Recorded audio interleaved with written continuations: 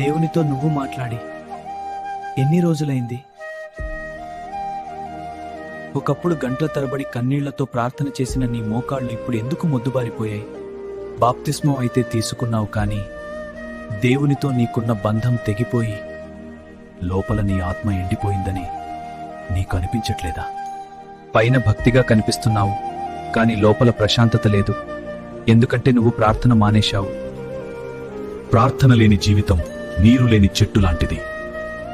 శోధన వచ్చినప్పుడు నిలబడలేక పాపంలో పడిపోతున్నావంటే కారణం నువ్వు మోకాళ్ల మీద గెలవడం మానేశావు. నీ హృదయం ఒక ఎడారిలా మారిపోయింది.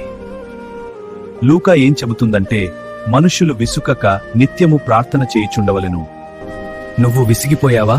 లోకపు పనుల్లో పడి తండ్రిని మర్చిపోయావా?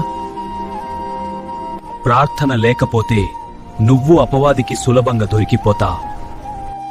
నీ గదిలోకి వెళ్లి తలుపు వేసుకో.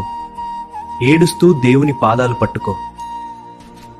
ప్రభువా, నా ప్రార్థన జీవితాన్ని మళ్ళీ వెలిగించు. నీతో నేను మాట్లాడాలి. ఆరిపోయిన ఆ దీపాన్ని ఆయన మళ్లీ వెలిగించడానికి సిద్ధంగా ఉన్నారు.